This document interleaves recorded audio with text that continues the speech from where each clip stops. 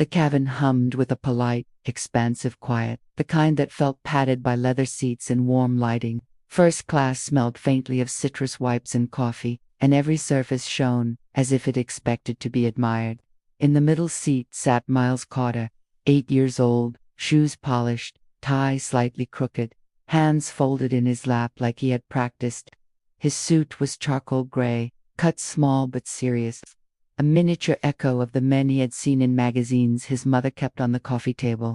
He stared at the seatback screen, not really watching it, listening instead to the voices around him and trying to understand what they meant. Across the aisle, 2 flight attendants leaned toward each other, their voices hushed but bright, their smiles quick and sharp. One of them glanced at Miles, then covered her mouth as if to catch a laugh before it escaped.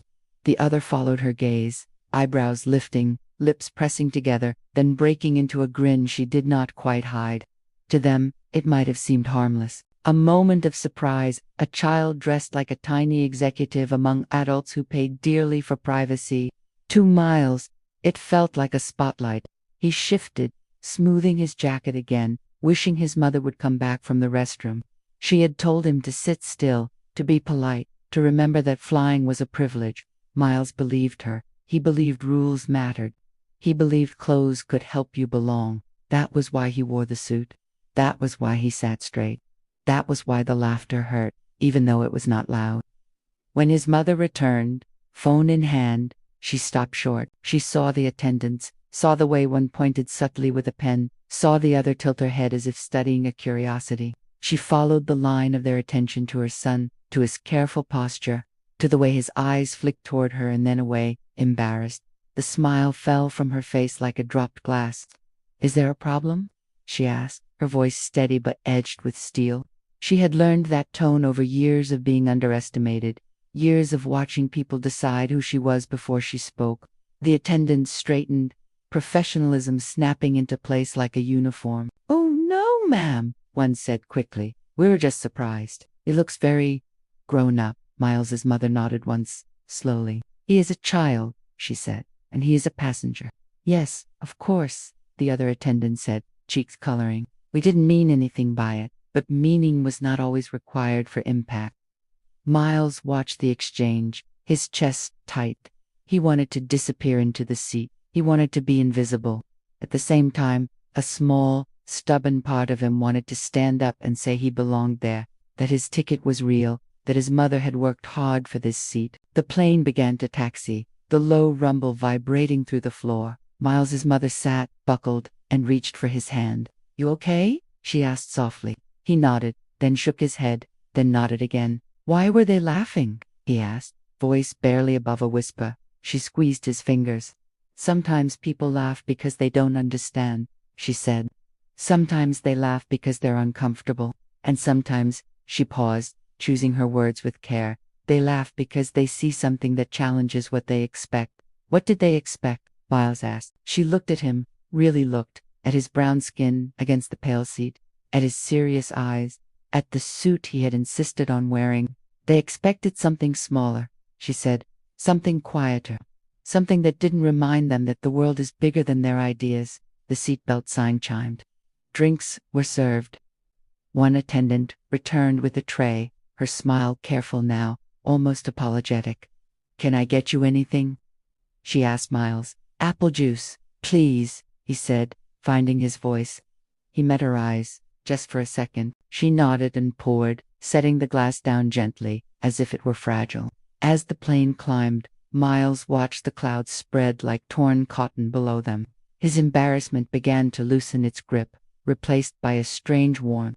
He sipped his juice and imagined himself older, taller, still wearing a suit if he wanted to, or not. He imagined walking into rooms where people laughed and choosing how to respond. Halfway through the flight, a man across the aisle leaned over. He wore a rumpled blazer and kind eyes. "That's a sharp outfit," he said to Miles. "You look like you're heading to an important meeting." Miles smiled, surprised. "Thank you," he said. "My first flight, I wore sneakers with lights," the man added. "You're setting the bar high." Miles laughed, a real laugh this time, the sound startling him. His mother smiled too, the tension easing from her shoulders. Not everyone saw him as a joke. Not everyone saw him as an exception. Later, when the cabin dimmed and people slept, Miles thought about the laughter again. It no longer felt as sharp. It felt like a lesson, one he hadn't asked for but would remember. He learned that confidence could be quiet. He learned that dignity did not need permission. He learned that sometimes wearing a suit was less about impressing others and more about reminding yourself who you were. When the plane landed, the attendants stood by the door. One of them caught Miles's eye and smiled, this time without surprise. "Have a great day, sir," she said, playful but respectful. Miles straightened his tie. "You too," he replied. As they walked into the bright, noisy terminal, his mother leaned down. "I'm proud of you," she said. He looked up at her, taller somehow than when they boarded. "I think I like flying," he said. She laughed, warm and free. "Me too," she said, and together they disappeared into the crowd, carrying with them a story that would grow with him, a reminder that he belonged wherever he chose to sit. Weeks later, the story followed them home in fragments, in the way moments linger when they touch something tender. Miles replayed the flight during quiet afternoons, building the cabin again with toy blocks, assigning roles to stuffed animals, practicing conversations he wished he had spoken aloud. His mother noticed the way he asked different questions now, not just about airplanes, but about people, about why strangers assumed things, about how to correct them without losing himself. At school, his teacher assigned a presentation on heroes. Many kids chose athletes or comic characters. Miles chose his mother, though he titled the talk First Class. He spoke about work and courage, about wearing what made you feel strong, about sitting still even when your stomach felt like it was falling. Some classmates giggled at the title, but others listened closely. When he finished, there was a pause, then clapping, soft at first, then louder. Miles felt the same warmth he had felt above the clouds. The suit hung in his closet, brushed and ready, but he did not wear it every day. Sometimes he chose jeans and sneakers, sometimes a sweater 2 sizes too big. He learned that confidence could change clothes without changing shape. On Sundays, his mother told him stories about her own childhood, about moments when laughter had stung and moments when it had healed. She told him that dignity was not something others handed you, but something you practiced, like tying a tie or learning to read the sky. On another flight months later, economist this time, Miles noticed a girl with braids clutching a worn backpack. She looked nervous. He offered her a pack of crackers. She smiled, relief blooming across her face. No one laughed. The exchange felt ordinary, and that felt like a victory too. Miles grew, inch by inch, lesson by lesson. The memory of the first-class cabin did not harden him. It sharpened him, giving him language for moments when eyes lingered too long or jokes landed wrong. He learned when to speak and when to let silence do the work. He learned that belonging was not about the seat number printed on a boarding pass, but about claiming space with kindness and resolve. Years later, he would fly alone for the first time, a carry-on slung over his shoulder, headphones ready. He would smile at attendants, thank them, meet their eyes. If someone laughed, he would decide whether it mattered. If someone listened, he would notice. The suit might return, or it might not. Either way, he would sit straight, hands steady, heart open. The sky would look the same, wide and patient, clouds drifting like thoughts that could not hurt him anymore. And somewhere between takeoff and landing, he would remember being 8, wearing a tie, learning that the world could surprise you and that you could surprise it right back. The story would not end there, because stories rarely do. They echo, they branch. Miles carried it into conversations with friends, into journals with uneven handwriting, into quiet moments when he practiced breathing through discomfort. He noticed how Rome's reacted to him differently as he aged, how expectations shifted, how laughter sometimes returned, softer or sharper depending on who held it. He learned to measure responses not by volume, but by intention. His mother watched him navigate these currents with pride and worry intertwined. She taught him strategies without teaching fear. She modeled grace without demanding silence. When he asked how to tell the difference between curiosity and mockery, she said to look at whether a question made room for an answer. When he asked how to keep his heart open, she said to protect it without closing it, like a window cracked for fresh air. On a summer evening, they attended a neighborhood event. A man complimented Miles's diction, surprised, as if excellence had arrived unexpectedly. Miles thanked him, then talked about books he loved, refusing to shrink or perform. The man listened, adjusted, learned. Small shifts mattered. Miles noticed. In high school, he joined debate, not to win, but to practice being heard.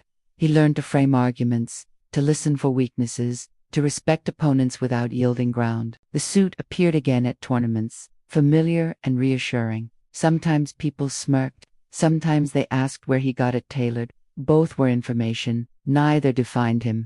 On graduation day, as caps flew and families cheered, Miles caught his mother's eye. She nodded, a silent conversation passing between them, full of flights and lessons and laughter transformed. The future stretched ahead, uncertain and inviting. Years after that first flight, Miles would sit in another first-class cabin, older now, broader-shouldered, still composed. A child nearby wore a bright jacket, eyes wide. An attendant smiled, genuinely, and offered juice. Miles returned the smile, recognizing the moment. He leaned over and said, "You belong here," and meant it, knowing the words could land softly, like a plane finding its runway. The cabin lights dimmed again in memory, a loop closing gently. Miles understood now that belonging was a practice, renewed daily. It lived in how you treated others, in how you held yourself, in how you chose to respond to laughter. He chose curiosity over anger, firmness over fear. The sky kept offering perspective, reminding him that small moments could carry far. When turbulence came, he breathed. When calm returned, he noticed. In every seat, he found the same truth, waiting, patient and clear, ready to be claimed. He smiled at the window, at the reflection looking back. The boy in the suit had grown, but he was still there, steady and hopeful. Miles thanked him silently, then looked forward, ready for whatever runway appeared next in the widening world. The engines hummed approval, and the journey continued, measured not by miles, but meaning alone. For him always, together.